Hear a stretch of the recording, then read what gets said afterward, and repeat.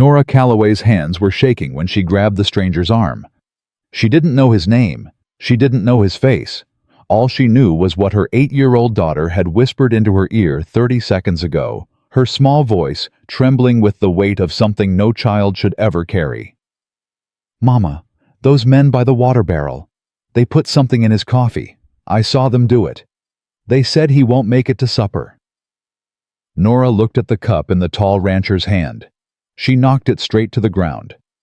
If this story already has your heart beating faster, subscribe to our channel, follow every part of this journey to the very end, and drop your city in the comments below. I want to see exactly how far this story travels. The summer market in Redemption Creek ran every Thursday along the main stretch of Alderman Street, wedged between the feed store and the land office where Sterling Colby kept his books. It was the kind of market that smelled like sawdust and dried meat, and other people's desperation, and Nora Calloway had learned to love it because it was the one place in town where a woman alone could stand behind a table and be invisible. She needed invisible today more than she needed air. "Mama, can I go look at the ribbons?" Lily was already pulling her small fingers wrapped around Nora's wrist, her brown curls bouncing with the particular energy of a child who had not yet been taught to be afraid of everything. "Stay where I can see you," Nora said.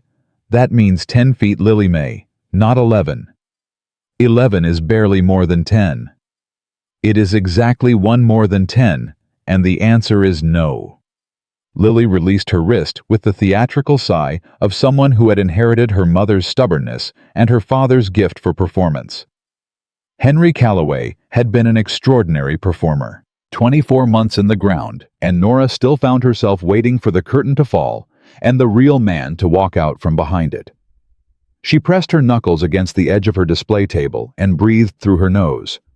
3 bolts of cloth, 6 finished aprons, 2 embroidered pillowcases that had taken her 4 nights of lamplight and leftover thread. She needed to sell all of it today, or she would not make rent on the room above Josephine Whitaker's boarding house. And if she lost that room, she and Lily would be sleeping in the back of the wagon she'd borrowed from a woman whose name she barely knew. And that wagon had a broken wheel and no cover from rain. She focused on the cloth. She focused on the morning. She did not focus on the man she'd seen watching her from across the street when she first pulled up to set her table. Tall, quiet, dark hat pulled low. The kind of man who stood still in a crowd and still somehow managed to fill more space than everyone moving around him. She did not think about that man.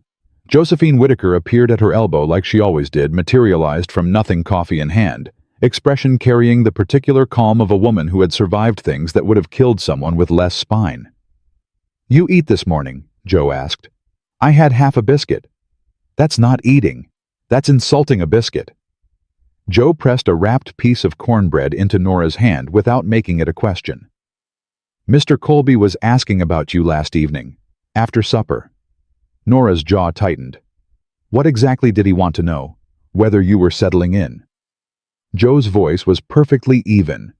"Whether you were finding the town agreeable, whether your daughter was adjusting well to the schoolhouse." A pause. "Whether you'd given any more thought to his offer." "I gave thought to it," Nora said. "The thought I gave it was no." "I told him as much." He smiled. Joe's eyes moved carefully across the crowd. "A man who smiles when you tell him no is a man who doesn't believe it's the final word." "It's the final word." "I know it is, honey. I'm telling you he doesn't." Nora tore off a piece of the cornbread and chewed it without tasting it. Sterling Vance Colby had arrived at her door 6 days after she rode into Redemption Creek with Lily and a trunk full of cloth and $3.40 to her name. He'd brought flowers. He'd spoken in the measured, generous cadence of a man accustomed to being thanked for the privilege of his attention. He'd told her that a widow woman alone in a new town needed friends in the right places. He'd told her that he was a man of considerable influence in Redemption Creek and the surrounding county. He'd told her with his particular brand of careful kindness that her late husband's reputation had traveled ahead of her. She had not asked what he meant by that. She was afraid of what he meant by that. Henry Calloway had been a deputy marshal for 11 years. He'd been shot dead in a roadside ambush 6 miles outside of Nashville on a Tuesday morning, and the official report said it was highway robbery, and Nora had buried him believing that, and for 14 months she'd grieved a hero. Then a letter arrived that she should not have opened because it was not addressed to her. It was addressed to Henry, forwarded from a postal office in Memphis. She'd opened it because she was his widow, and she thought it might be condolences. It was not condolences. She had not told a single person on earth what was in that letter. She had folded it into the lining of her traveling trunk, packed her daughter, and moved 3 states west to a place where no one knew her name. Sterling Colby apparently knew her name. "Joe," she said quietly. "Has he done this before? Found a woman alone and just decided she owed him something?" Joe was quiet for a moment. That said more than any answer. "There was a woman here 2 years ago. Widow ran the millinery. She said no 3 times, and then she had a fire, and then she left." A fire. Ruled accidental. Nora set down the cornbread. "I see," she said. 20 feet away, a pair of men she did not recognize were standing beside the water barrel at the edge of the market. They were doing the thing men did when they thought no one was paying attention. Speaking low, turned slightly away from the crowd, the particular posture of a conversation meant to disappear into the noise around it. Nora paid them no mind. She was watching Lily, who had wandered to the edge of her permitted 10 feet, and was now crouching near the barrel, because Lily crouched near everything that interested her, and the ribbon display was apparently not interesting enough to hold her attention for longer than 4 minutes. Nora opened her mouth to call her back. Lily's head came up. Her face had gone the color of fresh flour. She walked back to Nora's table very quickly, the way children walk when they are trying not to run, and she pressed herself against her mother's side and tilted her face up, and whispered 5 sentences that stopped Nora's heart completely. "Mama, those men by the barrel, they put something in that tall man's coffee, the one they left on the crate. I saw them take a little bottle out and pour it in. They said he won't make it to supper, and the boss will be very pleased." Nora looked at the crate. There was a tin cup sitting on it. 15 feet away, the tall man with the dark hat was walking directly toward it. She did not think. She did not calculate. She did not weigh the risk of being wrong against the certainty of what happened if she was right. She grabbed Lily's hand, took 4 steps, and knocked that cup off the crate with the back of her wrist, before the man's fingers were close enough to close around it. The cup hit the dirt. Coffee soaked into the ground. The man looked at her. She looked back. He had gray eyes. Not cold gray, the kind of gray that held weather in it, the kind that knew what storms looked like from the inside. He was maybe 38-40, with the kind of face that had spent significant time outdoors and significant time not sleeping, and a jaw set like he'd learned a long time ago not to flinch. He looked at the cup in the dirt. He looked at her hand. He looked at her face. "That was my coffee," he said. "I know. You want to tell me why you knocked it over?" Nora's pulse was hammering in her ears. She glanced back toward the water barrel. The 2 men were gone, vanished into the crowd like smoke into wind. "Those men who were standing by the barrel," she said, keeping her voice low. "My daughter saw them put something in that cup, something from a little bottle." She met his eyes directly. She heard them say you wouldn't make it to supper. The man was very still. He did not laugh. He did not dismiss her. He looked at her for a long moment with those gray eyes, and then he looked at Lily, who was pressed against Nora's side with her rag doll clutched to her chest, and her chin tilted up with the particular defiance of a child who was frightened, but refusing to show it. "What's your name, little one?" he asked, and his voice had dropped to something quiet and careful. "Lily May Calloway," Lily said, "and I know what I saw." "I believe you." He said it like he meant it. He crouched down to her level, a big man folding himself down to speak to a child eye to eye, and Nora felt something in her chest shift sideways without her permission. Those men, what did they look like? One was fat with a red beard. The other had a scar on his chin. They both had Mr. Colby's brand on their belt buckles, the silver one with the C and the star. The man's expression didn't change, but something behind his eyes did. He stood back to his full height. He looked at Nora again. "Colby," he said, flat, certain. "I don't know what that means," Nora said. "And you don't know me, and I understand if you don't believe any of this. But my daughter doesn't lie. She doesn't have the patience for it." "I believe her." He said it again, and there was something absolute about the way he said it that Nora did not know what to do with. He extended his hand. "Caleb Reed. I run the R east of the creek." She shook his hand. His grip was firm and brief, and he let go immediately, which she noticed because Henry had never learned that particular skill. "Nora Calloway. I sell cloth." She paused. "And apparently I knock over strangers' coffee." Something moved at the corner of his mouth. Not quite a smile. Something that had been a smile a long time ago and was remembering how. "You saved my life," he said. "I might have saved your coffee from the ground and made a fool of myself. We don't know yet. We can have it tested.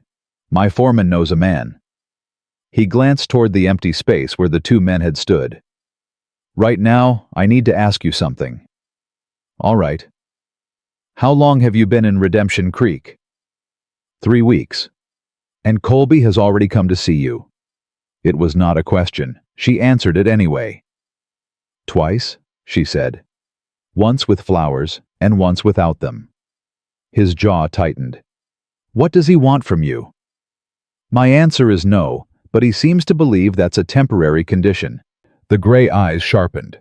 He looked at her for a moment with an intensity that was not unkind, but was absolutely thorough, the look of a man accustomed to reading situations fast. "Mrs. Calloway," he said, "I don't know your circumstances, and I ain't going to pretend I do. But I know Colby. I know what he does to women in this town when they get in his way." He paused. "You've been in his way since the moment you arrived. You just don't know why yet."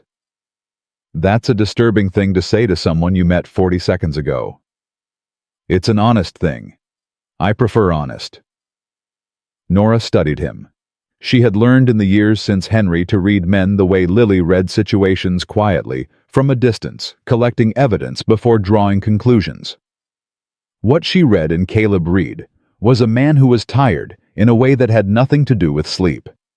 A man who had decided somewhere along the way that keeping people at arm's length was a reasonable price for not being hurt again. She understood that particular arithmetic. "What is it you're suggesting, Mr. Reed?" "I'm suggesting," he said carefully, "that your daughter just saved my life. And I'm suggesting that a man who would try to kill me over land is a man who would do considerably worse to a woman alone." He looked at Lily again. "I'd like to repay the debt." "We don't need—" "I know you don't need charity. This ain't charity. This is a debt I owe, and I pay my debts." His voice was quiet and final. "Josephine's boarding house. Are you staying there?" "Yes."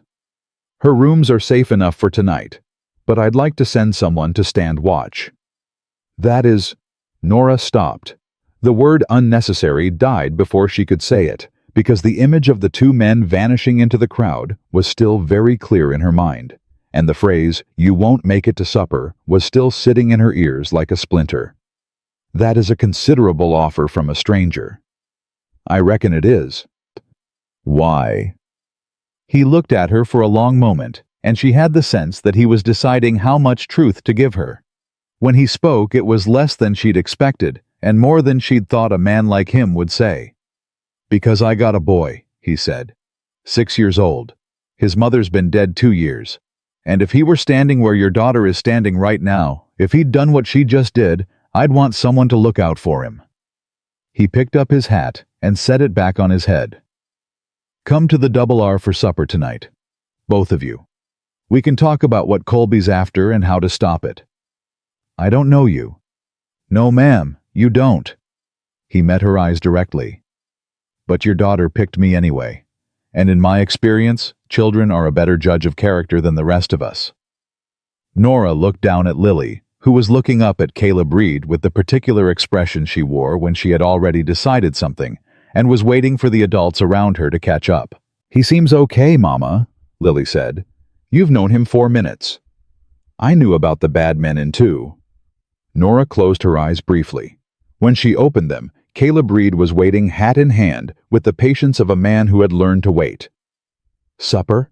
she said. "Nothing more." "Nothing more," he agreed.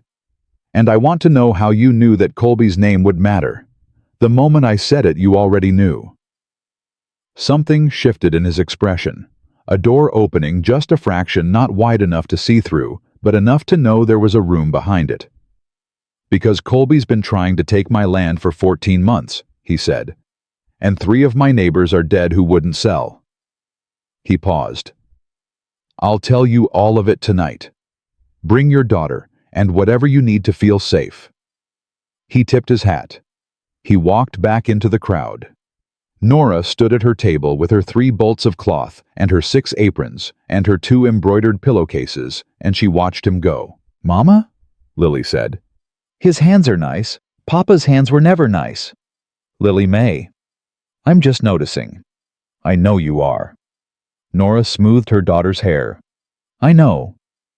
Across the market, Sterling Vance Colby stood on the porch of his bank and watched Caleb Reed walk away from the woman with the cloth table. Colby was a tall man with silver at his temples and the particular stillness of someone who had learned that visible anger was a sign of inferior planning. He had planned for a great many things in Redemption Creek. He had planned for resistance. He had planned for delay. He had planned for the particular stubbornness of men like Reed, who believed that land ownership was a moral position rather than a temporary arrangement. He had not planned for a woman with a cloth table and a brown-haired child who apparently had very sharp ears. He pulled a thin cigar from his coat pocket and lit it without hurry. "Find out everything about her," he told the man standing 2 steps behind him. The woman, Calloway. Her husband, where she came from, what she left behind. He exhaled smoke toward the Texas sky. "A woman who runs is a woman with something worth running from. Find out what it is." "Yes, sir." "And those 2 men." His voice did not rise. "The ones who failed this morning. Send them to me tonight. I'll want a conversation." He watched the cloth table. Watched the woman pack her unsold goods with quick, efficient hands. Watched the little girl help fold fabric with a seriousness that did not belong on an 8-year-old face. He had come to Redemption Creek 4 years ago with a plan that was elegant in its simplicity. The Alderman Aquifer ran below 300 acres of this territory, enough water to make whoever controlled it wealthy beyond the ordinary limits of frontier ambition. He had bought, persuaded, pressured, and when necessary, arranged for the natural resolution of obstacles. He had done all of this quietly, legally enough to survive any local examination, and he had built a town that genuinely functioned: schools, roads, a decent church, a postal service, because a man who built visible good things was a man whose darker activities went unexamined. He needed Reed's land. He needed it before the Railroad Assessment Commission arrived in October. After that, the value would become public knowledge, and the opportunity would close. He was not going to be stopped by a widow woman and a child. He walked back inside his bank and closed the door. Back at the cloth table, Josephine Whitaker reappeared with more cornbread and an expression that had gone several degrees more serious since their last conversation. "I saw you knock that cup over," Joe said quietly. "I did." "And I saw those 2 men disappear." "They did." Joe was quiet for a moment. "Nora, I've been in this town for 11 years. I've seen 3 people end up dead who argued with Colby.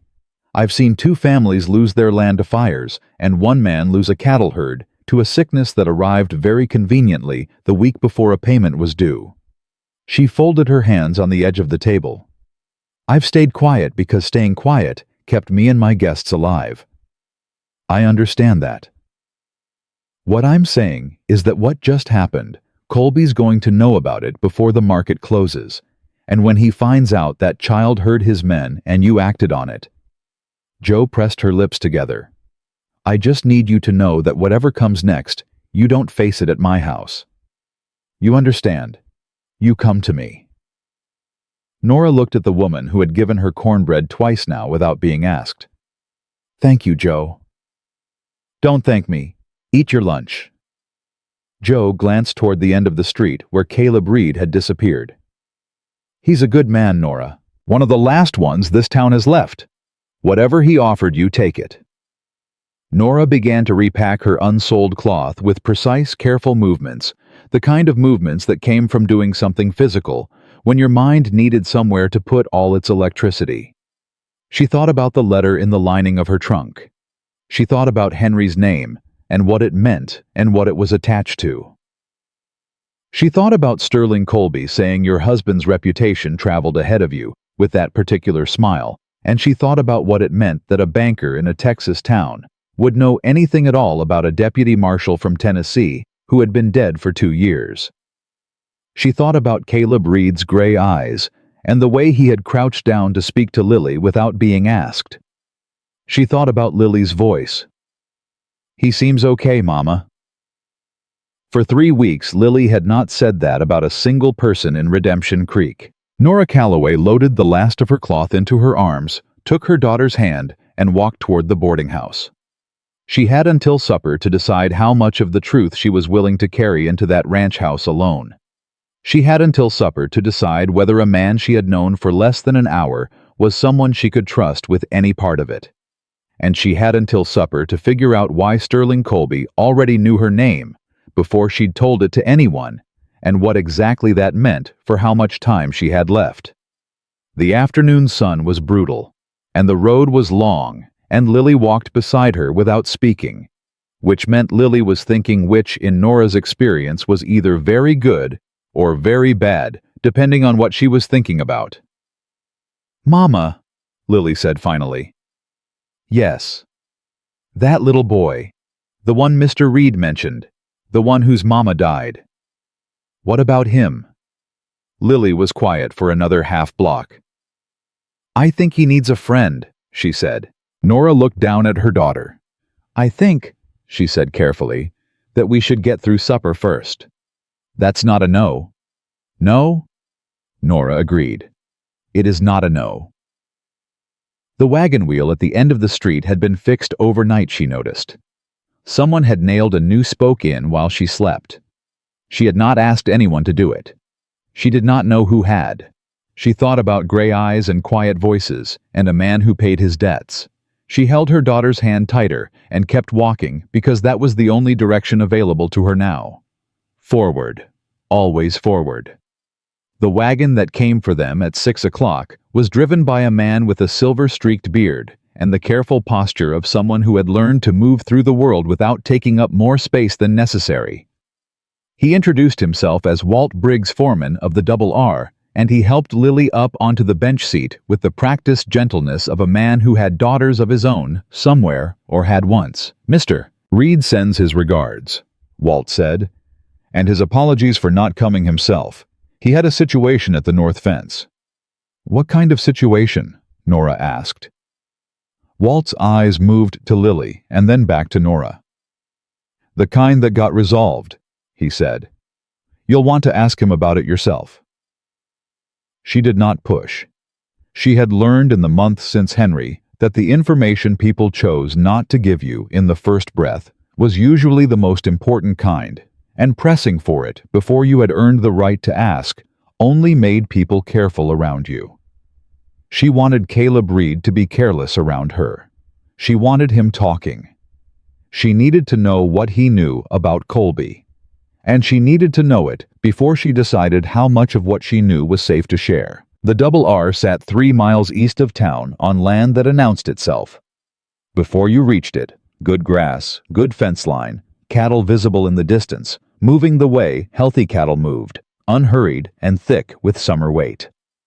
The ranch house was large without being ostentatious, the kind of house built by someone who needed room, rather than someone who wanted to be seen needing room. A light burned in the front window. Caleb Reed was on the porch when the wagon rolled up, and he came down the steps before Walt had fully stopped.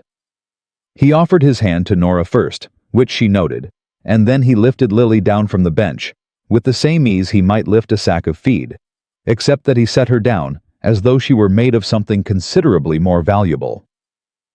Glad you came, he said. I said I would, Nora replied. Plenty of people say they will. I'm not plenty of people.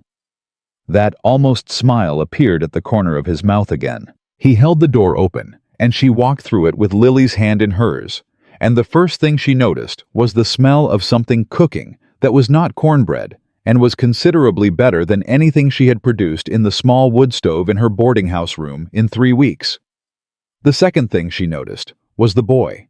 He was standing in the doorway to the kitchen, 6 years old and small for it, with his father's dark hair and an expression on his face that was trying very hard to be neutral and succeeding only in being heartbreaking. He had the particular stillness of a child who had learned that the world changed without warning, and the best response was to go very quiet and wait. Lily spotted him immediately. She released Nora's hand, walked directly across the room, and stopped 2 feet in front of him, with her chin up and her rag doll extended like an offering. "My name is Lily Mae Calloway," she said. "This is Margaret. She doesn't like most people, but she says you look all right." She paused. "What's your name?" The boy stared at her. Then he looked at the doll, then back at her. "Tobias," he said. "Toby. Do you want to show me the horses? It's almost dark. So we look at them through the fence. Do you want to or not?" Toby looked at his father. Caleb Reed gave a small nod. The boy looked back at Lily with something that was not quite a smile, but was the muscle memory of one. "All right," he said. They went out the back door together, and the house felt different after they left it, louder somehow, even though it was quieter the way a room feels when something necessary has just entered it. Nora sat at the table across from Caleb Reed and a woman named Bertie, who was apparently the housekeeper and had opinions about everything, and delivered them with the efficiency of someone who had long since stopped waiting to be asked. "You're the woman from the cloth table," Bertie said, setting a bowl of stew in front of Nora. "Joe Whitaker's boarding house." "That's right. Colby's had 2 of his men watching that boarding house since last week. Tuesday and Thursday evenings regular as church." Bertie sat down with her own bowl and picked up her spoon. "I do my shopping on Thursdays. I notice things." Nora looked at Caleb. "You knew he was watching me." "I knew he was watching the boarding house," he said. "I didn't know he'd gotten to you specifically until this morning." "And the north fence situation Walt mentioned." A pause, long enough to be honest about what it was. "2 of Colby's hands cut my north fence line sometime after midnight," Caleb said. 40 head of cattle wandered onto the road. Took us most of the afternoon to get them back." He looked at his stew. "This is the 4th time in 14 months. He's wearing you down. He's trying to. Is it working?" He looked up. The gray eyes were direct and without performance. "No," he said. "But it's working on my neighbors. The Hargrove family sold out in February. The Picketts left in April. I got a letter last month from the Alderman family, the ones the Creeks named, for saying they were considering an offer. And if they sell, then Colby controls the water, all of it. And everyone in this county who needs water to run cattle or grow crops pays whatever he decides to charge." He set his spoon down. "The railroad's coming through in the spring. Whoever controls the water source when that survey commission arrives controls the future value of every acre in 3 counties. Nora was quiet for a moment, doing the arithmetic. "How much is it worth?" she asked. "The water rights, if someone controlled all of it." "More money than most people in this territory will see in 10 lifetimes. "And Colby needs your land specifically." "My land sits directly above the primary access point. Without it, the aquifer is harder to reach and considerably less valuable to develop." He picked up his spoon again. "He made me an offer 14 months ago. I told him no. 2 weeks later, my neighbor to the north had a barn fire. Nobody proved anything. Joe told me about a woman, the millinery, a fire. Martha Ogden. She said no twice, and then her shop burned and she left." His jaw tightened. "Before her, a man named Prescott. He said no, and then his horse threw him on a trail he'd ridden 500 times. Broke his neck." He met her eyes. "Coroner ruled it accidental." Nora set down her own spoon. Her appetite had not improved since morning, and this conversation was not helping it, but she held herself steady because she had learned that the thing you did with information that frightened you was look at it directly until it stopped having the power of surprise. "Mr. Reed," she said, "you said this morning that Colby knew about my husband, that his name mattered to you." Caleb was quiet.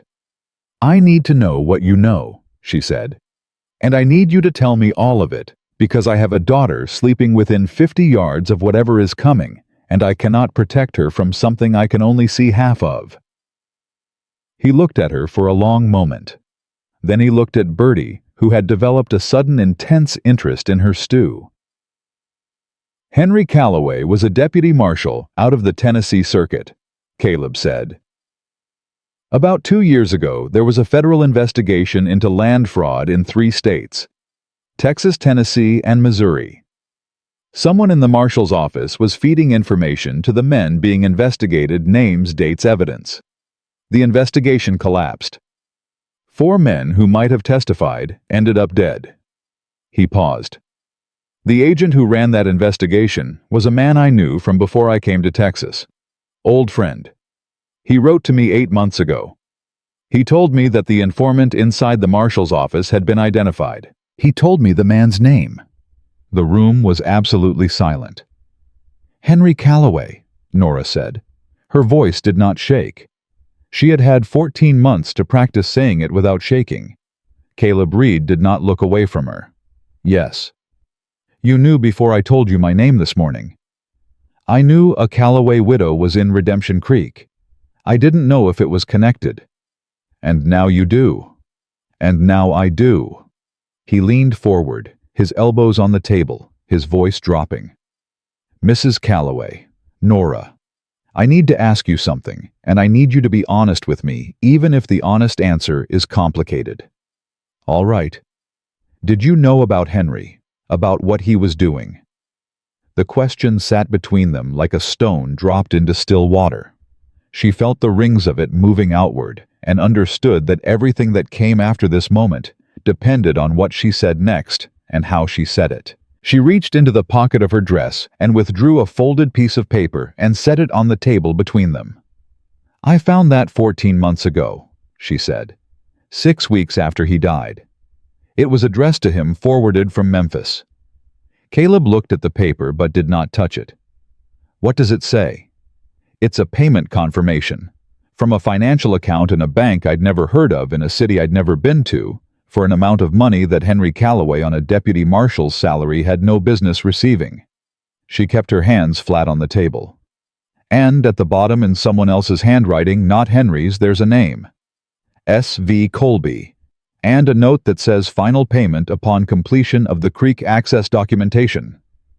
The silence that followed was the kind that came when the shape of a thing you'd suspected finally showed itself clearly. "He was already working for Colby," Caleb said. "He was helping him build a legal framework for the water rights claim, falsifying survey documents, forging signatures on easement agreements." Nora's voice was perfectly flat, because she had gone over this so many times in her head that the emotion of it had worn down to something harder and quieter.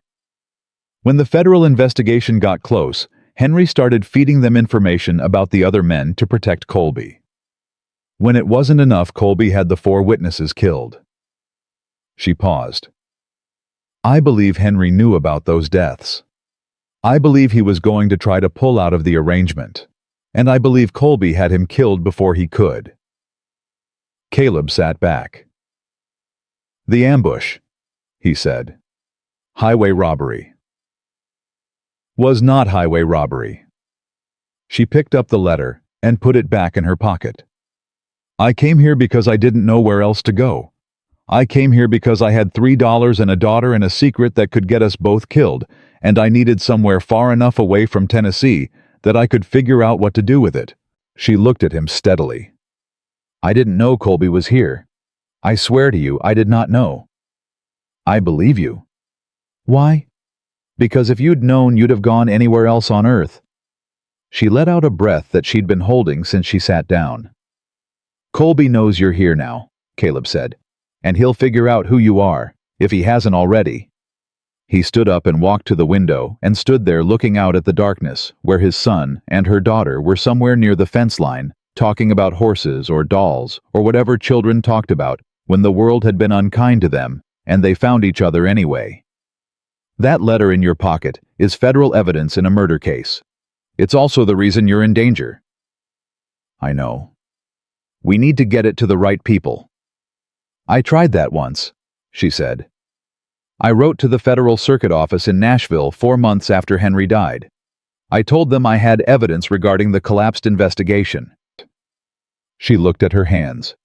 3 days later, someone broke into my house while Lily and I were at church. They didn't take anything valuable. They took Henry's files. Every document I'd collected. Everything except the letter, because the letter was already in my trunk. Caleb turned from the window. They were inside the marshal's office. Someone was.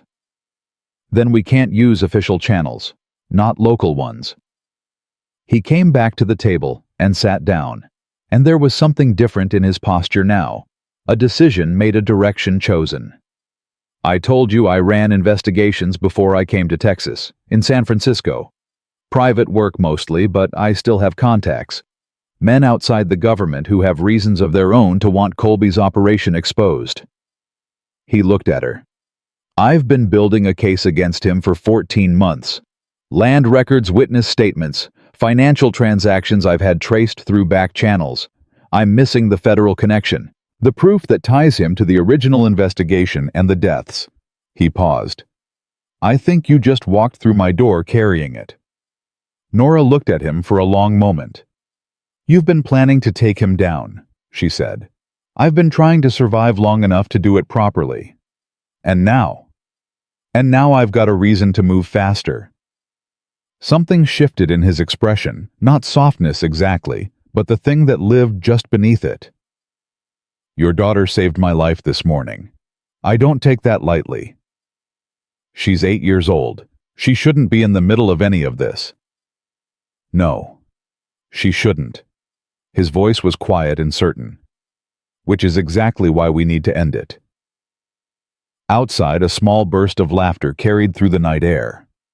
Nora looked toward the back window and heard it again, higher, lighter, unmistakably. Lily followed by a lower sound, more tentative, that took her a moment to place, as Toby Reed attempting a laugh and mostly succeeding. Caleb heard it too. She watched something move through his face at the sound of it. Something private and unguarded that he put away quickly, but not before she'd seen it. How long since he's laughed? She asked quietly. Long enough that I'd stopped counting. He was quiet for a moment. Clara, his mother, she made him laugh every day. After she died, he just stopped. He looked at the table. I kept waiting for him to come back to himself. I kept thinking there was something I should be doing differently. There isn't, Nora said. Sometimes they just need to find another child who understands. Someone who doesn't need the thing explained. She paused. Lily hasn't laughed like that in 4 months. Not since before I told her we were leaving Tennessee. He looked at her. She looked back. And there it was, the thing that passed between two people who have each been managing their damage alone for long enough that they have forgotten it is possible to put it down, if only for a moment, in the presence of someone who is carrying something similarly heavy. Not attraction, not yet, not anything as simple or as dangerous as that. Just recognition. The particular relief of being seen by someone who has also learned to make themselves invisible. Bertie cleared the table around them with the diplomacy of someone who had seen things and chosen to see nothing. There's a man coming through Redemption Creek on Friday, Caleb said, pulling himself back to practical ground with a visible effort. Federal land assessor. His name is Charles Whitfield, and he's supposedly here to document property boundaries ahead of the railroad survey. He looked at her. I have reason to believe he's also been in contact with a federal prosecutor in Austin who's been quietly rebuilding the case your letter relates to, the one that collapsed 2 years ago. Nora felt her pulse pick up. How do you know that? Because I've been the one feeding that prosecutor information for the past 6 months. His eyes were steady on hers. I found the connection to Colby through the land records. I found the federal angle through my old contacts in San Francisco. I've been sending what I have through back channels because I don't trust the local wires." He leaned forward. "What I've been sending has been enough to keep them interested, but not enough to act. The federal connection, the proof that Colby paid Henry and that Henry was murdered to keep him quiet. That's what they need. That's what I have." "Yes. And if Colby figures out what I'm carrying before Friday, then we have a problem considerably more urgent than fence lines and poisoned coffee." He stood up. "Which is why you and Lily are not going back to Joe's boarding house tonight." Nora opened her mouth. "Not charity," he said before she could speak. "Not rescue. Strategy. Colby's men are watching that boarding house. If he knows what you might have, and I think he's starting to leaving you, there is handing him the opportunity." He met her eyes with a directness that left no room for the performance of pride. "There are 3 guest rooms in this house. They have locks on the doors. Walt sleeps in the bunkhouse with 6 men who are armed and loyal and have been waiting 14 months for a reason to stop being careful." He picked up his hat from the hook by the door. "Stay until Friday. Let me get you to Whitfield. After that, whatever you want to do, I'll help you do it." She should say no. She knew she should say no because she had learned what happened when you let someone become necessary, and she was not prepared to learn that lesson again. Outside, Lily laughed again, and this time Toby's voice was clearly audible underneath it, saying something about a particular horse named Biscuit, who had opinions about other horses, and the specific gravity of a 6-year-old boy deciding to trust someone again came through the back window and landed squarely in the center of Nora Calloway's chest. "Until Friday," she said. Caleb Reed nodded once. He did not smile. He did not make it larger than it was. "I'll have Walt bring your things from Joe's in the morning," he said. "Tonight Bertie can find you whatever you need." He walked out to the porch, and she heard his boots on the steps, and a moment later his voice carrying out toward the fence line calling the children in. Nora sat alone at the table in the kitchen of a stranger's house with her hands folded and her heart doing something complicated that she did not have the vocabulary for yet. And she thought about the letter in her pocket, and what it had cost her, and what it might still cost. And she thought about Sterling Colby's smile on the bank porch, and what it meant to be seen by a man like that. And she thought about the laugh she had heard through the window, and the boy who had spent 2 years forgetting how. Bertie reappeared with a cup of coffee and set it in front of her without commentary. Nora wrapped both hands around it and held on. She did not sleep well, which she had expected.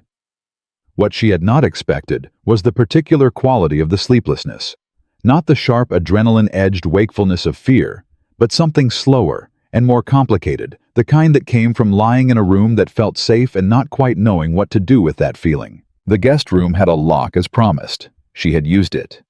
She had also pushed the chair under the door handle out of habit, the way she had every night for 14 months in every room she'd rented since Tennessee. Because habits built from survival do not dissolve simply because the immediate threat has retreated to a polite distance. Lily slept in the other bed without moving one arm around Margaret, her breath deep and steady and absolute in the way only children's sleep could be. Nora lay on her back and listened to the ranch at night, the distant sound of cattle, the occasional movement of horses, the creak of the house settling into itself, and she thought about Charles Whitfield arriving on Friday, and what 4 days meant in terms of what Colby could do if he moved decisively. She thought about the letter in her trunk which Walt had collected from Joe's boarding house before 10 o'clock that evening, efficient and quiet as a closing door. She thought about Caleb Reed sitting across a kitchen table, telling her the truth, when he had no obligation to do so. She fell asleep somewhere after midnight, and woke to the sound of Lily already dressed and gone, which should have alarmed her, and instead only produced a tired certainty that her daughter was with Toby, and the horse named Biscuit, and was in no immediate danger from any of it. She found them in the barn. Toby was showing Lily the proper way to offer a flat palm to a horse, and Lily was doing it with the intense concentration she brought to everything she decided was worth learning. And neither of them looked up when Nora leaned against the doorframe, because they were occupied with something more important than adults. Caleb was behind her. She heard him before she saw him, his boots on the hard ground, his particular unhurried pace. "She's fearless," he said quietly. "She is." Nora watched Lily laugh as the horse's nose pressed into her palm. "It worries me constantly. Toby's the opposite, afraid of everything since his mother died." He came to stand beside her at the doorframe close enough that she was aware of exactly how close, not crowding, not retreating. "This morning's the first time I've seen him go to the barn without me having to suggest it." "Children find each other," Nora said. "They don't have to explain themselves to each other. It's easier." "Must be." A pause. "You lock your door last night." She looked at him. "I heard the chair," he said without apology. "Old houses carry sound. I'm not telling you that you were wrong to do it. I'm telling you I noticed. It's habit." Henry. The name sat between them, and she chose not to flinch from it. "And the months after, and every room since." She looked back at the barn. "A woman alone with a child learns to sleep light. You stop being able to turn it off, even when you're somewhere that doesn't require it." "I know something about that," he said. She believed him. The particular kind of watchfulness he carried, the way his eyes moved across a room before he entered it, the way he positioned himself with his back to walls in casual conversation, was not a performance of caution. It was the real thing, worn in and permanent. They stood in silence for a moment. That was not uncomfortable, which surprised her more than it should have. "I want to show you something," he said. "After breakfast, before Walt takes the wagon to the south fence. I need you to see what I've been building." She turned to look at him. "The case against Colby. 14 months of it. Everything I have." He met her eyes. "I've been carrying it alone because there was no one else to carry it with. I need someone who understands what they're looking at." "You could have used a lawyer." "I used two. The first one took a retainer and then told me he couldn't continue due to a conflict of interest that he discovered conveniently 3 days after Colby stopped by his office for a social call. The second one was honest enough to tell me he was afraid. He said it without bitterness, just as a fact. Colby owns too much of this town. I needed someone from outside it." "I'm not a lawyer." "No. You're a woman who spent 14 months reconstructing what her dead husband was doing behind her back, using nothing but a single letter and her own intelligence." He said it plainly without flattery, which made it land harder than flattery would have. "That's exactly what I need." She looked at him for a moment, reading his face the way she read everything carefully with the specific attention of someone who had learned that the gap between what people said and what they meant was where the dangerous things lived. What she found in Caleb Reed's expression was not manipulation. It was not charm. It was the stripped-down honesty of a man who had tried other approaches and abandoned them because they hadn't worked. "After breakfast," she said. His study was a room that told her more about him than anything he'd said. Not because it was messy or disordered, it was neither, but because of the specific quality of its organization. The kind of order that came not from tidiness as a virtue, but from a mind that needed to see everything laid out, needed to know where each piece was in relation to every other piece. Maps on one wall, with hand-marked notations, stacked ledger books, a corkboard covered in papers connected by lengths of twine in 3 different colors. Nora stood in front of the corkboard and read. She did not speak for several minutes. Caleb stood behind her and let her read which was the right thing to do, and she noted that he understood it was the right thing without being told. "The 3 colors," she said finally. "What do they mean?" "Red is confirmed. Black is suspected, not yet proven. Blue is the financial thread, money moving between accounts." She followed a blue thread from a land transfer document to a bank record to a notation that read, Colby/Memphis account/quarterly, and felt the cold precision of recognition move through her. "He has an account in Memphis," she said. "He has 3. 1 in his own name, 2 under holding company names that took me 4 months to trace back to him. The payment confirmation in my letter, the one addressed to Henry, it came from a Memphis account. She turned. Do you have the account numbers? He crossed to the desk and opened the third ledger from the left, without hesitating, knowing exactly where it was, and handed her a page of figures. She took the letter from her pocket and unfolded it and held it beside the ledger. The account number matched. Neither of them spoke for a moment. That's the connection, Caleb said. That's the connection, she agreed. Her voice was steady. Her hands were not quite. He noticed the hands. He did not comment on them, which she appreciated. He simply moved to the desk, poured 2 glasses of water from the pitcher there, and handed her one. She took it. When Whitfield arrives on Friday, she said, what do you need from me? Your testimony, your letter, your willingness to put your name to what you know about Henry and Colby's arrangement. He looked at her directly. I won't ask you to do it without telling you what it costs. Colby will know immediately. He'll move against you the moment Whitfield leaves that meeting. He's already moving against me. Not like this. Right now he's being cautious because he doesn't know how much you have. The moment you sit in front of a federal assessor and start talking, caution becomes a liability he can't afford. He set his glass down. I need you to understand that. I understand it. Nora. Mr. Reed. She said it quietly, firmly. I have been understanding it for 14 months. I have been living inside the weight of knowing what that letter means and what it would take to use it properly, and what happens to me and my daughter if I do. She met his eyes. I did not come this far to stop 3 days short of someone who can actually act on it. Tell me what you need. He looked at her for a long moment with those gray eyes that held weather in them, and she had the sense that he was revising some assessment he had made, and was now adjusting based on new information. All right, he said.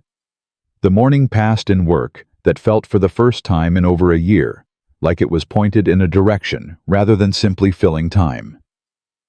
They went through his ledgers together, cross-referencing dates and amounts against the timeline she had reconstructed from Henry's movements in the months before his death. 3 times she found something that made her go still, and 3 times Caleb waited while she absorbed it, and 3 times she pulled herself back to the work and kept going. At noon, Bertie appeared with food, and the information that Lily and Toby had declared themselves ambassadors to the chicken coop, and were negotiating terms of some kind with the rooster, whose diplomacy skills were reportedly poor. Nora ate without tasting it and kept working. It was mid-afternoon when Walt knocked on the study door. His face said something was wrong before his mouth opened. "Boss," he said. "Sheriff Aldridge is at the gate." Caleb set down his pen. "What does he want?" "Says he's got a warrant for Mrs. Calloway." The room went very still. "What charges?"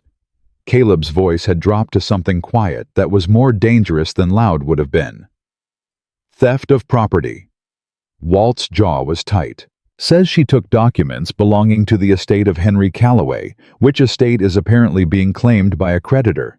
Says the documents are needed for a legal proceeding." Nora felt the cold move through her from the chest outward. He's trying to get the letter. He doesn't know specifically about the letter, Caleb said, and she could see him thinking fast, his eyes focused on the middle distance. He knows you have something. This is a fishing expedition. Get you into custody. Go through your belongings. Find whatever you have before Friday. Can he enforce it? Sheriff Aldridge has been on Colby's payroll since before I arrived in Redemption Creek, Caleb said flatly. The warrant is legal enough to move on if we hand you over, which we are not going to do. He stood up. Walt, tell him I'm coming to the gate. Tell him Mrs. Calloway is not on these premises and I haven't seen her. Caleb, Nora started. Go to the back of the house with Bertie. Take Lily and Toby with you. Don't come to the front for any reason until I come and get you myself. He said it quickly. No room for argument, but his eyes when they found hers were not dismissive. I am not sending you out to a compromised sheriff with a manufactured warrant, so Colby can get his hands on the only evidence that ties him to a federal murder case. That is not happening. He paused. Please. She went. Bertie had already gathered the children by the time Nora reached the kitchen, and whatever the older woman had said to them had been enough to make Toby serious and Lily very still, her hand tight around Margaret. "Mama," Lily said. "Is the bad man coming?" "Not here," Nora said. "Not inside this house." She held her daughter's face in both hands and made it a promise with her eyes, because her voice was not entirely reliable at the moment. "Mr. Reed is handling it. He's very good at handling things," Lily said with a certainty that Nora recognized as the particular faith of a child who had decided something. "Yes," Nora said. "I believe he is." They waited in the back of the house, Bertie at the window, the children sitting on the kitchen floor with a checkerboard that Toby had produced from somewhere, playing a game that neither of them appeared to know the actual rules to, but had apparently agreed on rules of their own that satisfied them both. Nora listened to the sound of voices from the front of the property. She could not make out words, only the shape of the exchange, the particular back and forth of a conversation that was polite on the surface and something else entirely underneath. It went on for 12 minutes. Then it stopped. Then Caleb's boots were on the porch steps and the front door opened, and he walked into the kitchen and looked at Nora and said, "He's gone." "How?" "I told him he was welcome to search my property with a valid warrant, and that his current warrant specified personal property of Nora Calloway, not the premises of Caleb Reed, and that if he wished to obtain a warrant for my premises, he was welcome to apply to Judge Greer in the county seat, who is the one judge within 3 counties Colby has not managed to fully compromise." He sat down at the table. "Aldridge knows that. He also knows that applying to Judge Greer means explaining to a man who does not like him what exactly the legal basis for the search is." He left. "He'll be back." "Yes." "With something more substantial." "We have until Friday," he said. "Colby needs to move before Whitfield arrives. He'll try again tomorrow something different, but he needs this to look legitimate, at least on the surface. That gives us time." "How much time?" "Enough." He looked at her steadily. "Trust me." She should not. She knew she should not because the evidence of her own experience was clear on the subject of trusting men who used those 2 words in that particular order. And yet, what she had watched through the window of his study that morning, the 14 months of careful, patient, meticulous work laid out on those walls, was not the work of a man who made promises casually. It was the work of a man who built things. She thought about that, about what it meant to trust the evidence over the instinct, about what Lily had said in the barn. "All right," she said. The evening was quieter than the night before, the kind of quiet that came after tension had passed through a space and left it hollow. Bertie made something with potatoes and dried beef, and managed to make it taste considerably better than its components suggested. Toby ate without being coaxed, which Caleb noticed, and didn't say anything about, but she saw it register on his face. After supper, they sat on the back porch while the children ran some organized, incomprehensible game in the yard that involved counting and the strategic placement of rocks, the rules of which were apparently known only to them. "Tell me about San Francisco," Nora said. Caleb glanced at her. "You said you ran investigations there, before Texas." "I did, for 7 years. He was quiet for a moment, watching Toby carefully instruct Lily on the placement of a particular rock. "I was good at it, finding things people wanted hidden, following money to where it ended." A pause. "Clara thought it was exciting when we first married. By the end, she was tired of me coming home carrying other people's trouble." His voice didn't change pitch, but something in it shifted. "We came here because she wanted something different, something that grew instead of just uncovered." He looked at his hands.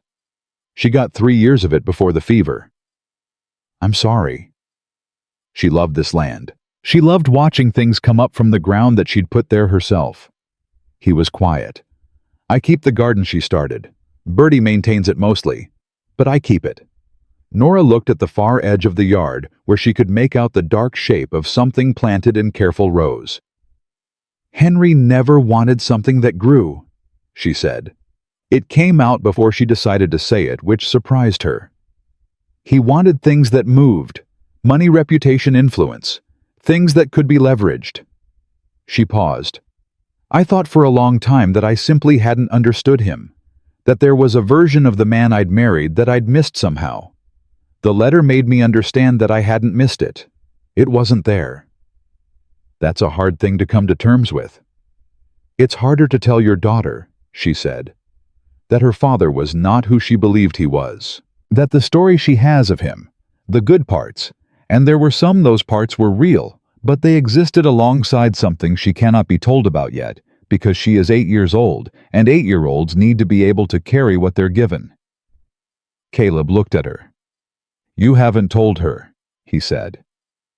I've told her that Papa made some mistakes, that sometimes people we love do things we don't understand, that it doesn't change what was good between them. She watched Lily reposition a rock under Toby's careful supervision.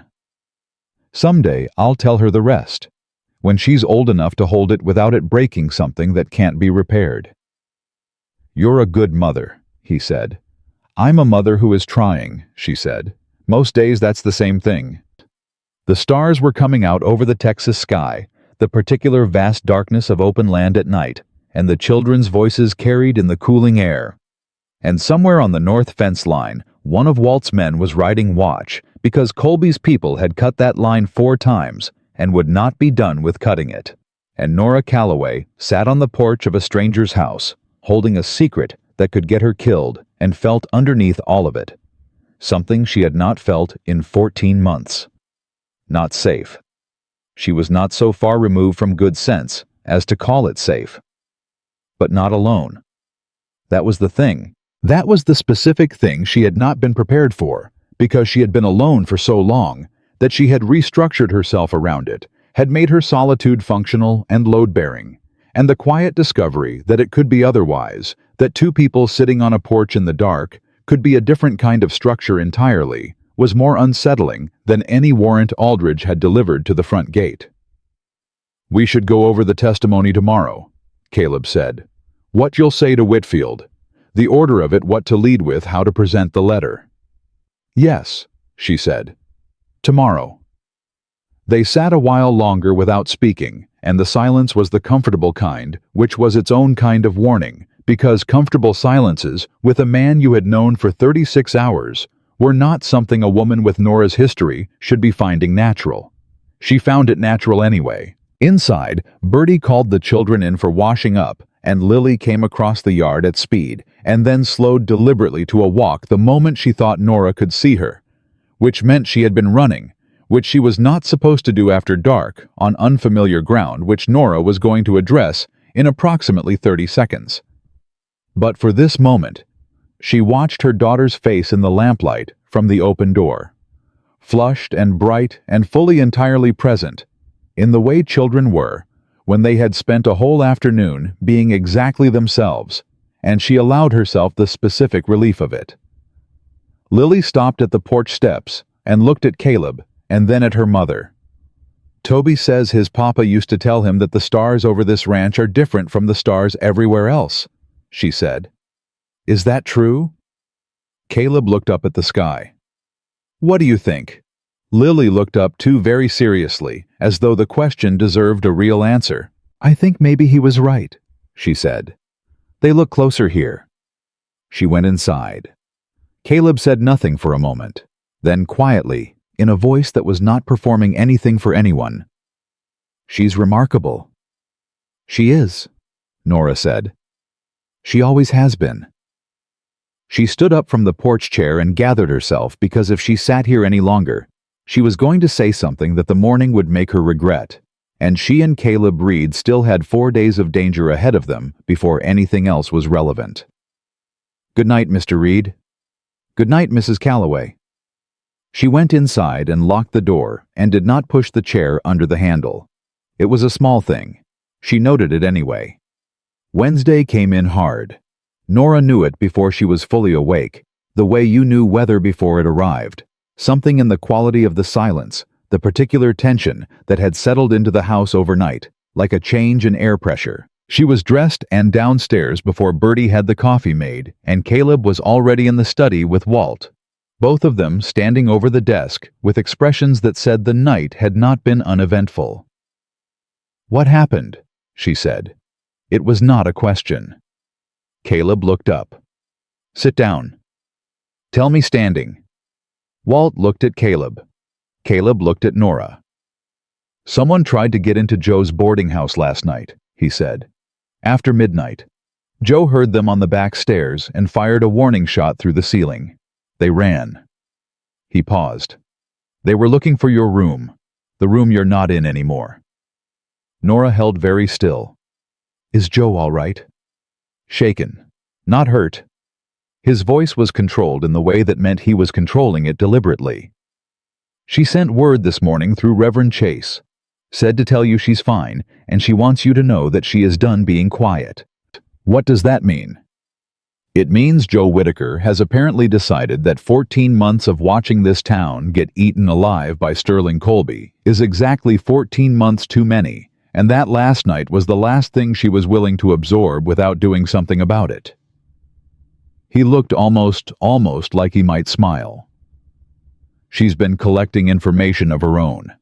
Things she's seen and heard through 11 years of running the only boarding house in Redemption Creek. She says she's ready to talk." Nora sat down. Not because he'd asked her to, because her legs made the decision without consulting her. "She could have been killed," she said. "She could have been. She wasn't." Caleb came around the desk and crouched in front of her chair, which put him below her eye level, and she understood that he was doing it deliberately, making himself smaller, so she didn't have to look up at him while she was absorbing this. "Nora, listen to me. This is Colby moving fast because he's running out of time. Whitfield arrives Friday morning. Colby knows that. He's not being patient anymore because he can't afford to be. He's going to try something before Friday." "Yes." "Something bigger than a warrant and a night break-in." "Yes." He held her gaze steadily. "Which is why we are not waiting." She looked at him. "What do you mean?" "I sent a wire to Whitfield last night through Reverend Chase's private telegraph line, the one Colby doesn't know about, because Dorothy Chase has been keeping it off the town's records since she had it installed 2 years ago out of her own pocket, precisely because she didn't trust Colby with it." He stood up. "Whitfield is arriving tomorrow, Thursday, 1 day early." Nora felt the shape of it rearrange. "That gives us 1 day less to prepare. It gives Colby 1 day less to act." He moved back to the desk. "The meeting will be here, at the ranch, not in town where Colby controls the geography. Walt is writing to Judge Greer's office today with a sealed copy of everything we have, the ledgers, the land records, the financial traces, as a precaution. If anything happens to us before Whitfield arrives, the judge has the documentation. You've been planning this since last night." "I've been planning this for 14 months. Last night just told me it was time to stop waiting for the perfect moment and accept that the perfect moment wasn't coming." He looked at her. "How are you with that?" "I'm fine with it." She was. The thing that had been sitting in her chest since she woke up, that compressed, pressurized feeling of something about to give, shifted slightly when he said it like a valve releasing just enough. "What do you need from me today?" "Your testimony. We go through it completely, start to finish, every detail in the right order. When Whitfield sits across from you tomorrow, I need you to be able to deliver it without hesitating, without looking for the words, without giving him a single gap he could use to doubt you." "I've been living with this testimony for 14 months, she said. "I know every word of it."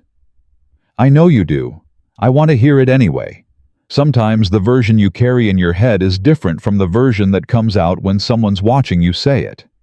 He pulled a chair to the other side of the desk and sat down. "Tell me what happened, from the beginning. All of it." So she did. She told him about Henry Calloway, as he actually was not the edited version she gave to strangers or the careful framing she used when Lily asked questions, but the full, unedited account of 11 years of marriage to a man who was charming and intelligent and fundamentally hollow at his core, who had wanted the appearance of a good life more than the life itself, who had made decisions based on what they would look like rather than what they were, who had loved Nora in the way such men loved things, which was to say, he had been possessive of her without being particularly interested in her. She told him about the investigation. The federal agents who had come to their house when Lily was 5, asking questions about Henry's caseload, his informants, his recent travel. The way Henry had handled it, smooth, cooperative, appropriately concerned, and the way she had watched him handle it, and felt something that she had not at the time allowed herself to name. She told him about the ambush, the sheriff arriving at her door, the specific quality of Henry's funeral, which had been well attended and full of people saying the right things, and how she had stood at the graveside, feeling grief and guilt and something else that she had not understood until the letter arrived 6 weeks later. She told him about opening the letter, about sitting at her kitchen table with Lily asleep upstairs, and reading words that reorganized everything she thought she knew about the previous 11 years into a shape she didn't recognize. She told him about the Memphis account, the payment confirmation, the notation at the bottom in Colby's handwriting that she had not known at the time was Colby's handwriting, but that matched exactly and precisely the signature on 3 documents in his land records that were pinned to Caleb's corkboard. She told him about writing to the Federal Circuit office and the break-in that followed. She told him about packing Lily and the trunk and moving west with $3.40. Caleb listened to all of it without interrupting. He asked 3 questions, precise, specific questions that told her he had been paying complete attention, and then he was quiet for a moment. "That's a stronger testimony than I had," he said. "What did you expect?" "I expected strong. I didn't expect airtight." He looked at the corkboard.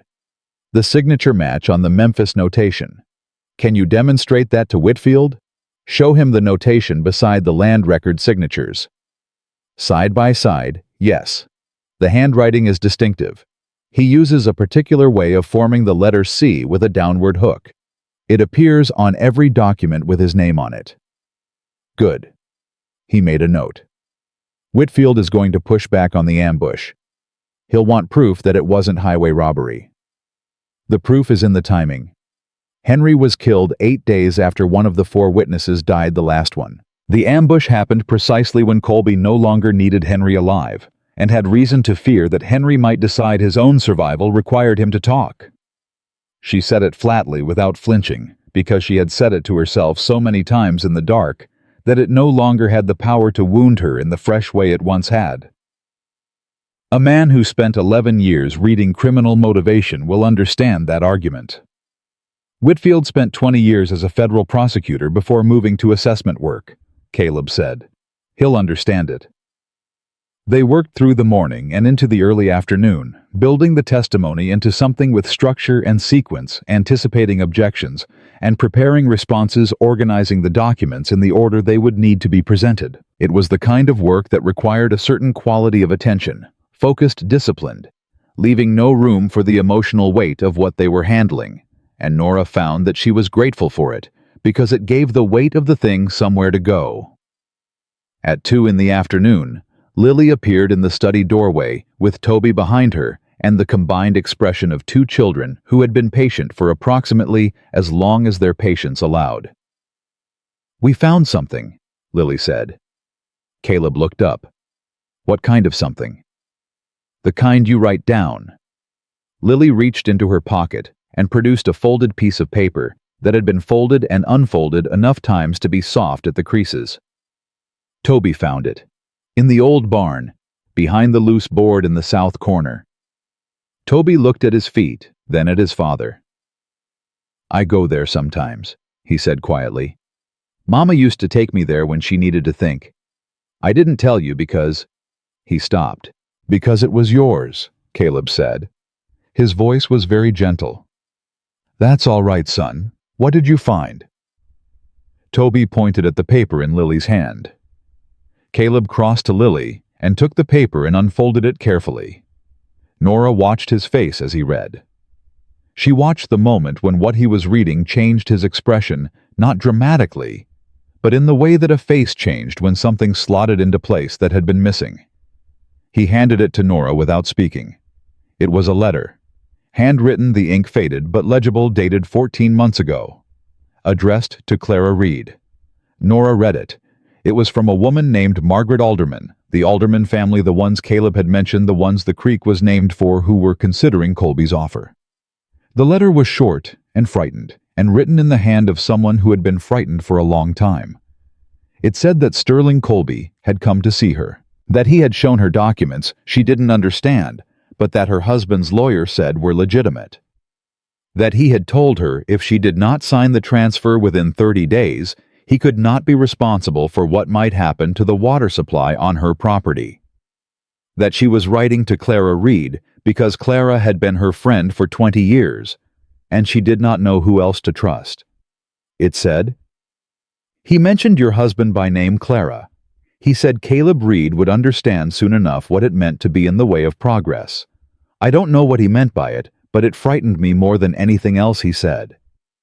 The letter was dated 3 weeks before Clara Reed died of a fever. Nora looked up.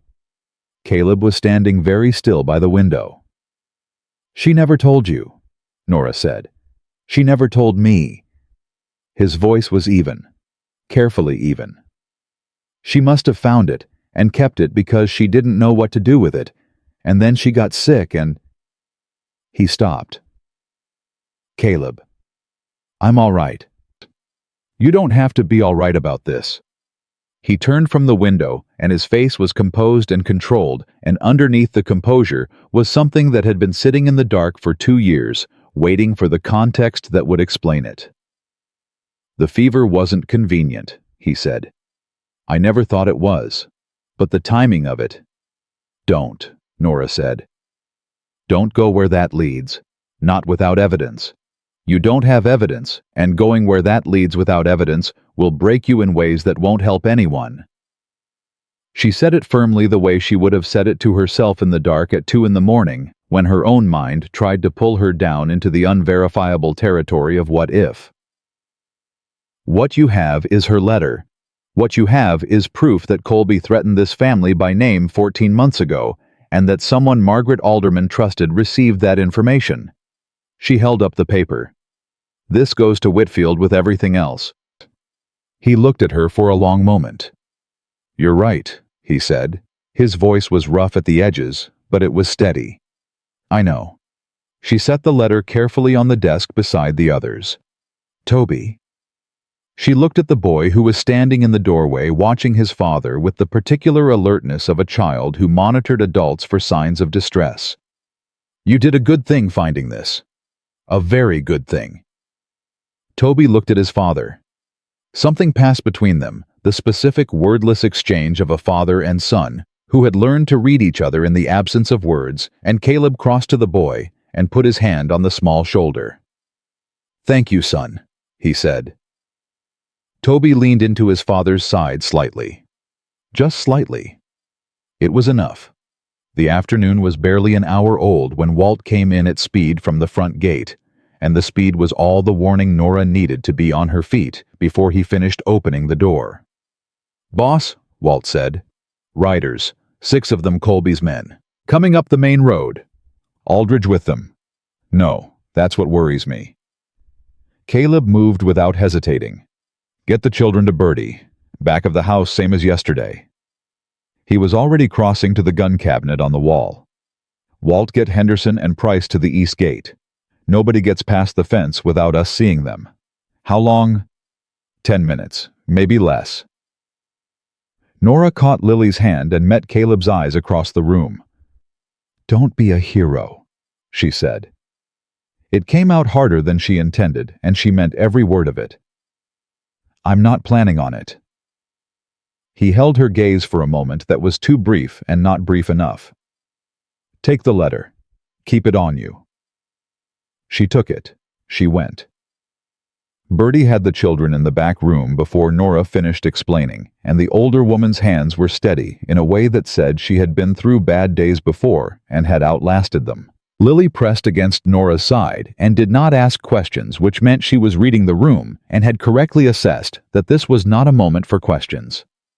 Toby sat beside Lily on the floor, with his hands in his lap, looking at the door. "He'll be okay," Lily told him. With complete certainty, the way she said things, she had decided were true. Toby looked at her. How do you know? Because he's the kind of person who gets to be okay, Lily said. You can tell. Some people are. Your papa's one of them. Toby was quiet for a moment. Do you think my mama was? The silence that followed was the kind that children created when they stumbled into something real and knew it. I think your mama is why your papa gets to be okay, Lily said carefully. I think she made him into the kind of person who does. Toby thought about this for a long time. Then he said, Your papa didn't make your mama into that kind of person, did he? No, Lily said. Mama made herself. Nora pressed her back against the wall and listened to her daughter and closed her eyes. Outside voices. She could hear them, but not the words the same shape as yesterday, negotiation and resistance, but with a harder edge to it. Today the edge that came when patience had run out on both sides. Then a single sharp crack that was not a gunshot, but was something breaking. Then raised voices. Then Caleb's voice cutting through the others clear and absolute. You are on private property with no valid warrant and no legal authority to be here. Every man on this ranch is a witness to that fact. Ride out. A long pause. Then the sound of horses moving. Retreating. Nora let the breath out of her body in one long, controlled release. Bertie opened the back room door and looked at Nora with the specific expression of a woman who had been assessing situations for 60 years. Well, she said, they'll be back. Tonight, Nora said. Or before dawn. Yes. Bertie nodded once, as though this confirmed something she had already known. Then we best make sure we're ready. When Caleb came in from the front of the house, his hat was gone, and there was a cut along his jawline that had bled and stopped, and he was carrying himself with the careful precision of someone who was not going to acknowledge being hurt until the immediate crisis had passed. Sit down, Nora said. I'm fine. You have blood on your face. Sit down. He sat down. She found the cloth Bertie kept near the water basin, and she cleaned the cut without being asked to, and without making it into something larger than it was, because she had learned that the thing men like Caleb Reed needed in moments like this was not to be treated as fragile. She worked quickly and practically, and he sat still and let her. They'll come back, he said. I know. Tonight is my best guess. Before dawn more likely. Colby's out of options that look legitimate. Whatever comes next won't be trying to look legitimate. Then we need to not be here, Nora said. He looked at her. They're looking for me and the letter, she said. If Lily and I are not at this ranch, they have less reason to come here. We go somewhere else. Somewhere Colby doesn't expect. She held his gaze. And you and Walt use the night to get Whitfield's location and make sure he knows to come here tomorrow regardless of what he might hear in town. Where would you go? She thought for exactly 3 seconds. Reverend Chase. Caleb was quiet. Then, Dorothy Chase has a root cellar under the church, steel door. Built it herself when she first arrived because she said any house of God worth its foundation should be able to shelter people from whatever came. He paused. She offered it to me once 14 months ago when things first started getting bad. I told her I didn't need it. You need it now, Nora said. I need it now. He agreed. He looked at her for a moment in the fading afternoon light. This woman who had walked into his market and knocked over his coffee and turned out to be carrying the exact piece of evidence he had spent more than a year trying to find, and who had sat across his desk and delivered her testimony with the precision of someone who had been preparing it for a very long time and who had just cleaned his face without making him feel diminished by it. Nora, he said. Don't, she said quietly. I haven't said anything yet. I know what you're going to say, and I need you to not say it tonight because we don't have time for it tonight, and because tomorrow is going to be the most important day either of us has had in a long time, and I need to be clear-headed for it. She folded the cloth and set it down. Say it after. He looked at her for a long, full moment. "After," he said. "After." She agreed. She went to find Lily. The evening was coming down fast, and they had preparations to make, and very little time to make them. And somewhere in the dark outside the boundary of the double R, Sterling Vance Colby was running his own calculations with the cold efficiency of a man who had never yet failed to get what he wanted. Tomorrow, he would find out what it felt like.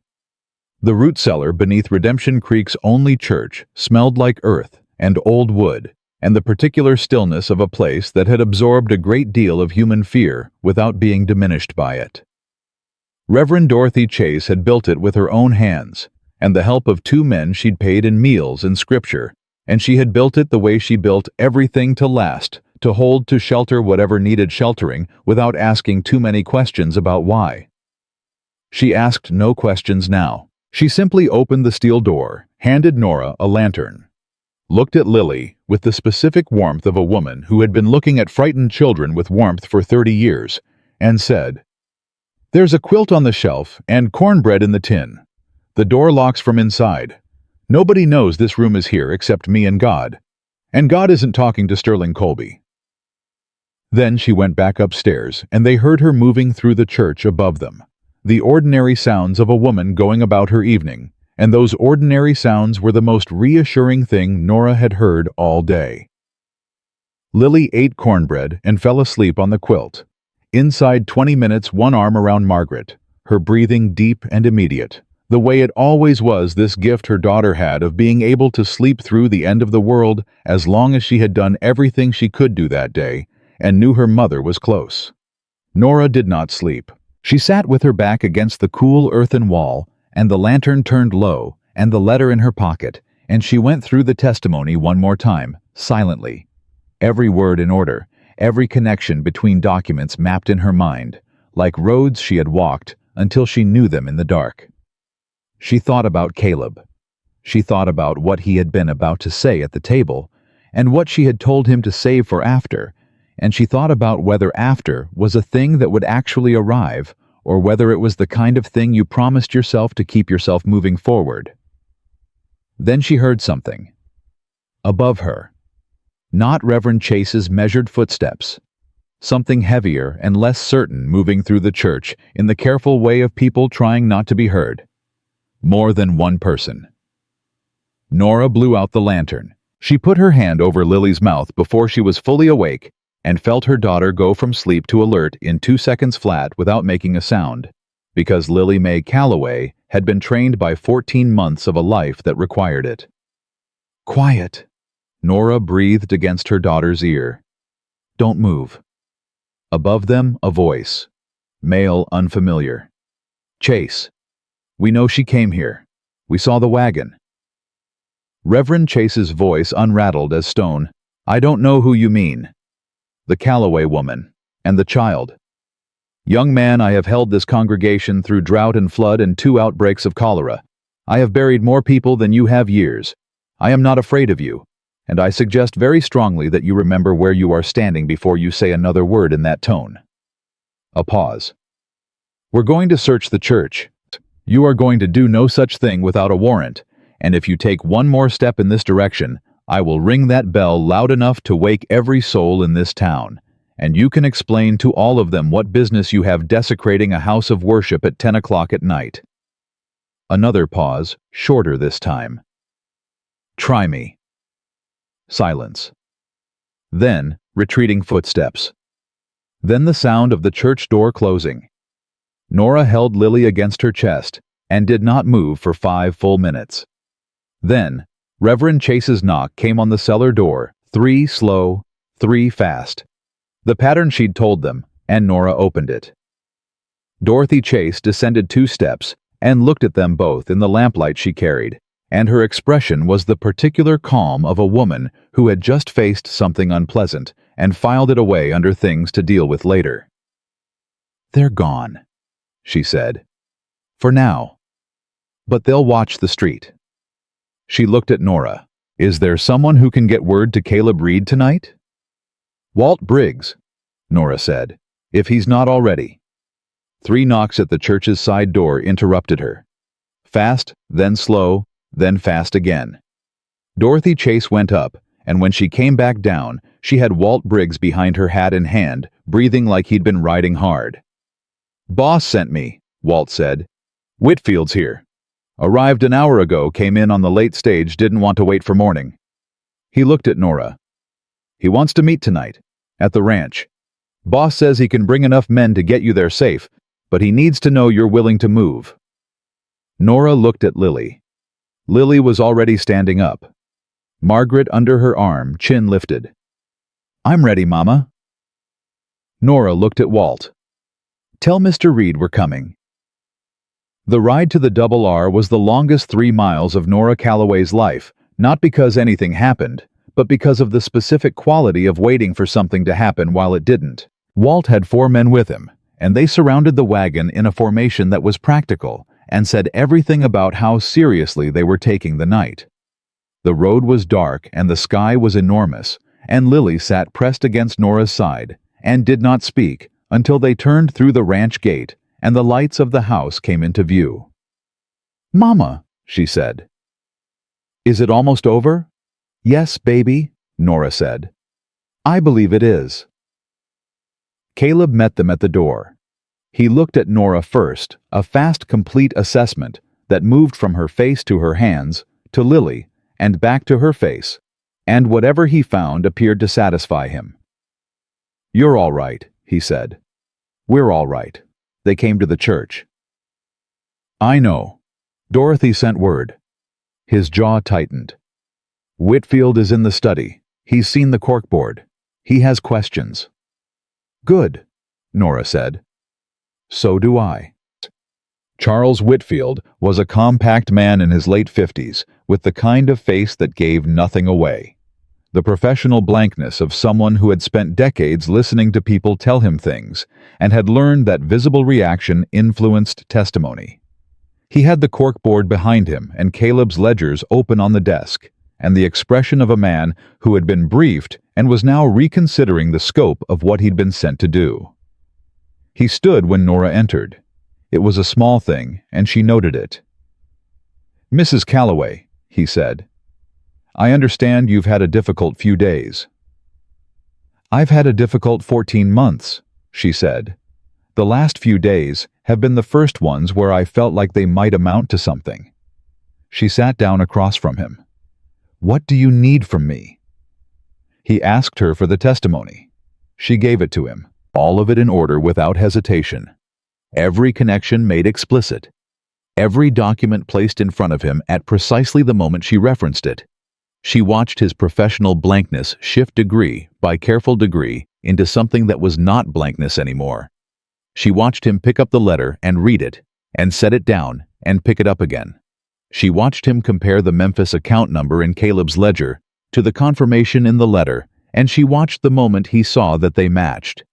He asked his questions, 12 of them precise and specific, and aimed at the places she might be wrong or might be guessing, and she answered every one of them from evidence rather than inference, and she knew he knew the difference. When she was done, Whitfield was quiet for a long moment.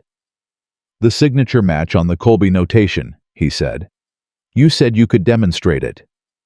She laid the letter beside 3 of Colby's land transfer documents. He looked at them for a full minute without speaking.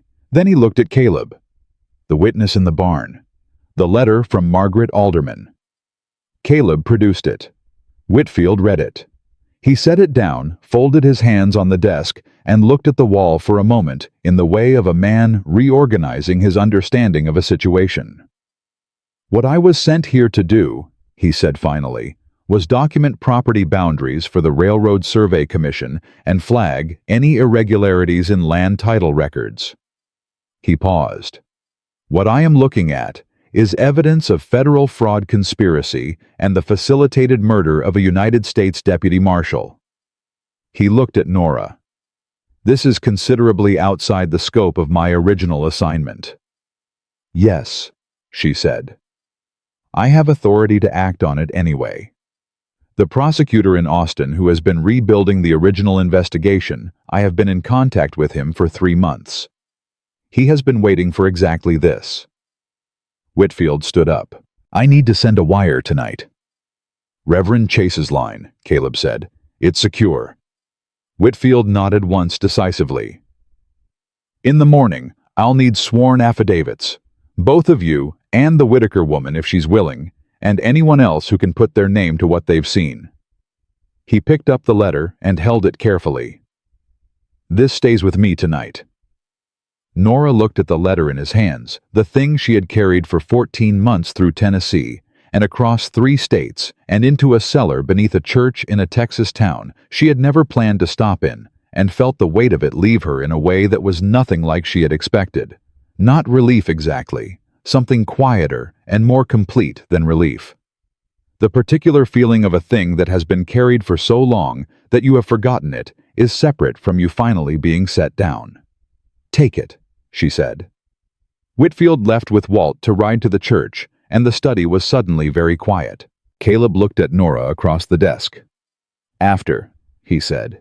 She had forgotten she'd said it, and then she remembered she'd said it, and something in her chest tightened considerably. After, she confirmed. He came around the desk, not fast, not with any performance of certainty, just the steady, unhurried movement of a man who had decided something and was going to say it directly because he did not know how to say things indirectly and had stopped trying. He stood in front of her, and he said, I know this is not the moment. I know tomorrow is still coming, and Whitfield still has to do what he's going to do, and Colby is still out there until he isn't. I know all of that. He looked at her steadily.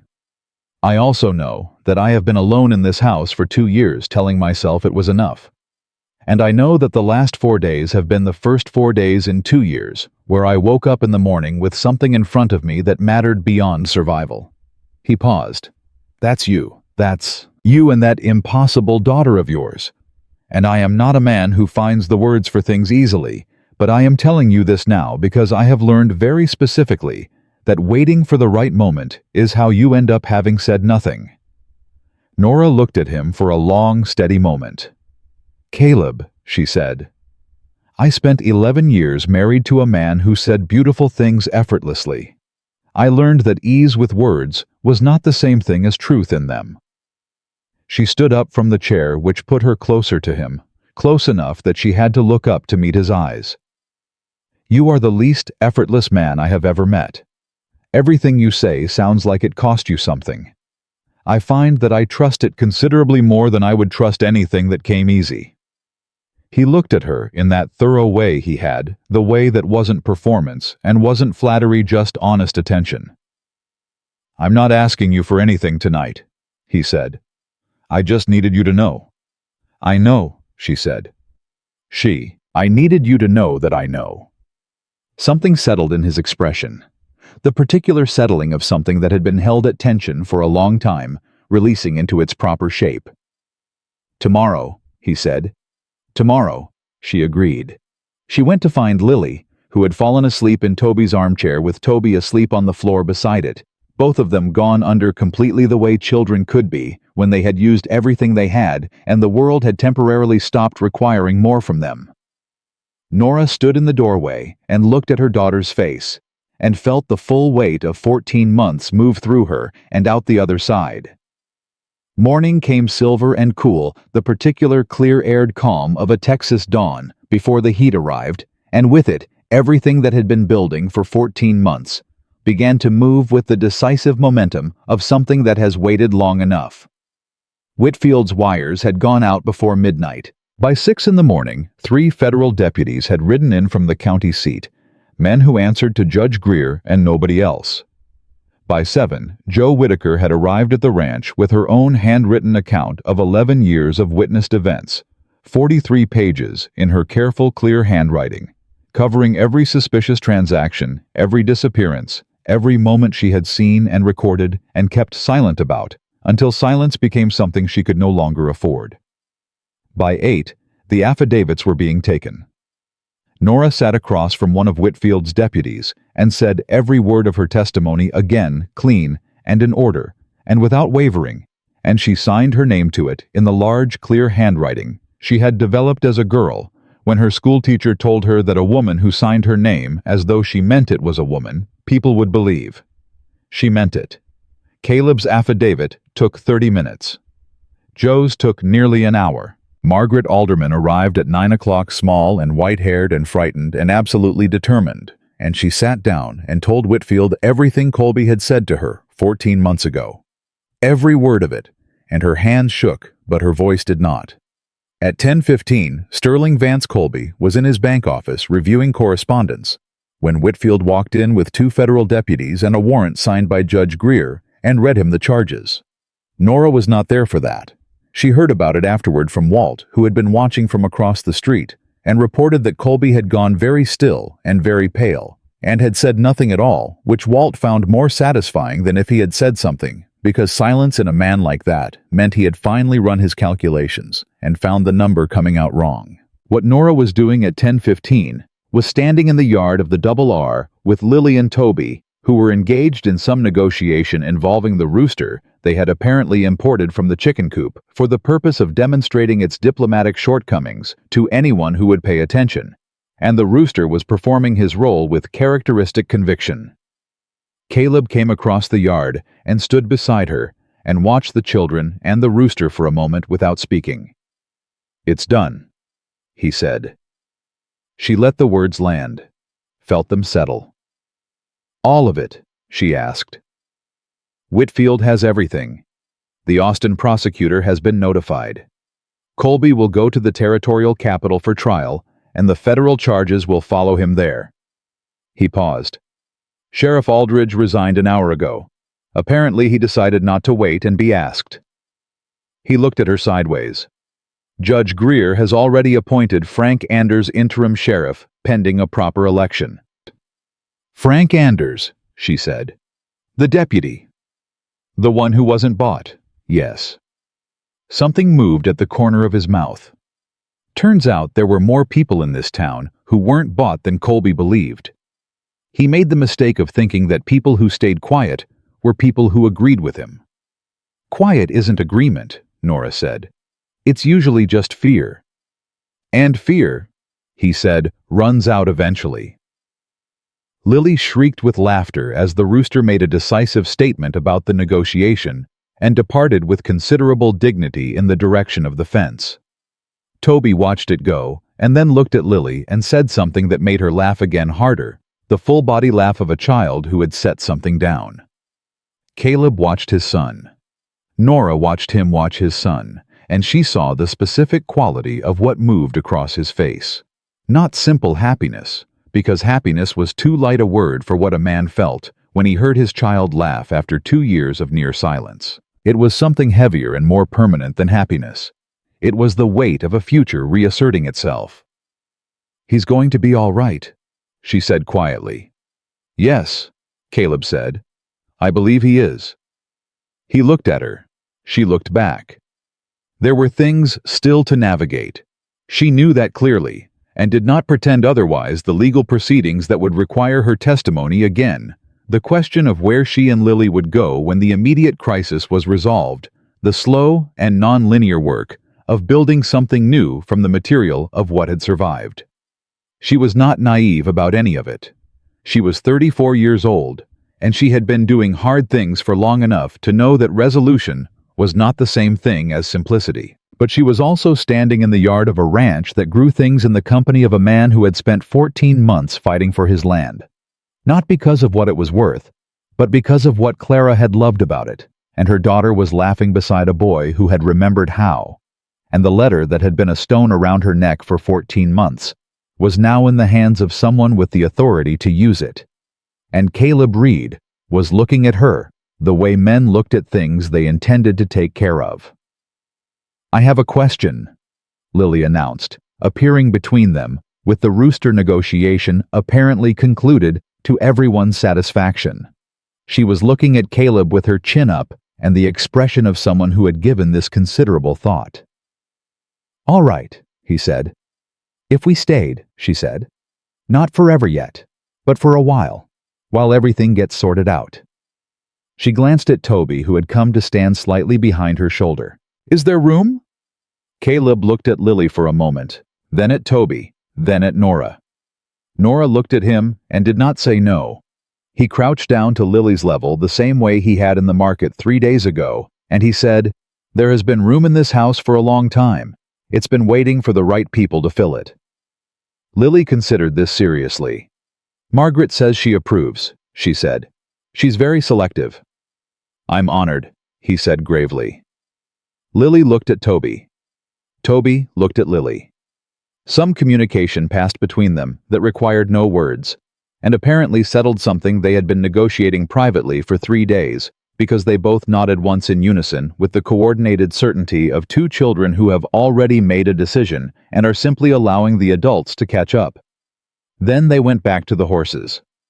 Caleb stood up. He stood beside Nora, and they watched their children walk toward the barn together, Lily talking and Toby listening, and occasionally contributing the specific measured observations of a boy who chose his words because he meant them, and the morning light was clean, and the air smelled like grass.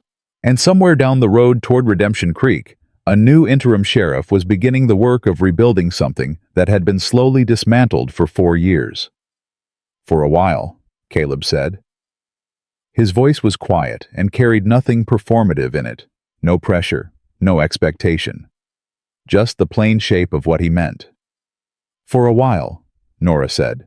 And then, because she was a woman who had carried enough things alone for long enough to know the difference between a burden and a choice, and because the man beside her was the kind of man who built things that lasted and tended things that mattered, and said difficult words at personal cost, because he believed they deserved to be said. She reached out and took his hand. He closed his fingers around hers without hesitation, without ceremony, without making it larger than it was or smaller than it was. They stood there together in the Texas morning and watched the children disappear into the barn, and the day opened out ahead of them, clear and full of difficulty and full of possibility in equal measure. And for the first time in 14 months, Nora Calloway did not feel the particular weight of a woman who was running. She felt instead the specific and unfamiliar lightness of a woman who had stopped. Not because someone had saved her, not because the danger had passed completely, or the road ahead had straightened into something simple, but because she had carried the truth all the way to the place where it could do what truth was supposed to do, and she had not put it down until it was ready to be used, and she had made sure her daughter was safe in the doing of it, and she had found in the most improbable geography, through the most unlikely sequence of events, that the world still contained people worth standing beside. She had run from Tennessee with $3 and a secret and a daughter who noticed everything. She was staying in Redemption Creek with the truth finally spoken, a community beginning the slow work of remembering what it owed itself, and a man whose hand in hers felt like something she had not known she was looking for until she found it. Some things, it turned out, you did not plan. You simply had the courage to stay for them when they arrived,